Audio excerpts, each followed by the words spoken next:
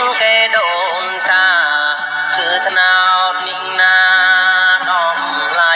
ធំធេងសម្បត្តិធម្មជាតិគេដូនតាគឺថ្នោតនេះណាដំឡៃធំធេងធំតាមកំដងស្រីប្រុងចាំងក្មេងពេញស្រែធំធេងជុំវិញភូមិយើងអណាសម្បត្តិដូនតាប្រសៀលបងឡើងគៀមរិនពោតកម្មបញ្ចិនចាំចងត្រង់កាប្រសៀលបងឡើងគៀមរិនពោតកម្មបញ្ចិនចាំចងត្រង់កាទឹកព្រៀងទឹកត្រង់ពេញហៀជូនពើរំងាស់ជាសបអែមឈ្ងុយអោណា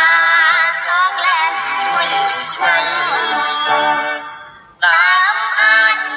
ប្រាបានតាមត្រូវការជាស្ពានទូក្តារតាមចិត្តស្រឡាញ់ដើមអាចប្រាបានតាមត្រូវការជាស្ពានទូក្តារតាមចិត្តស្រឡាញ់ដែលស្រធ្វើនំណោតអាចបំពេញរួបអែមឆ្ងុយឆ្ងាញ់យ៉ាងតែរីករាយអោណាសំខាន់បន្តទៀត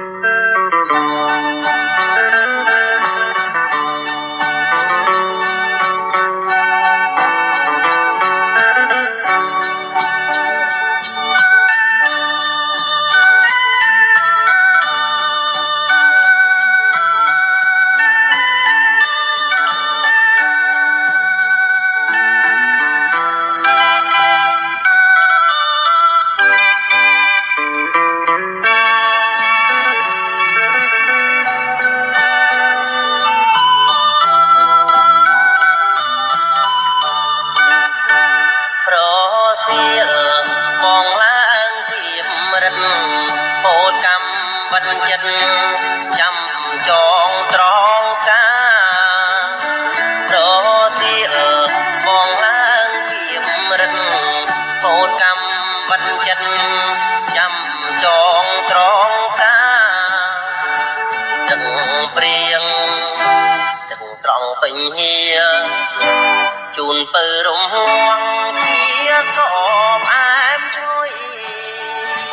អោណាសោកលែនឈ្ងុយឆ្ងាញ់ដើមអាចប្រាបានតាមត្រូវការ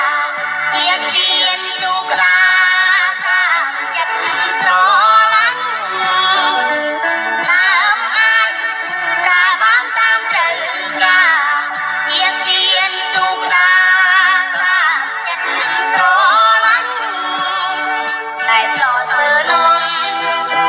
ណោតអាចបំពេញរួមផ្អែម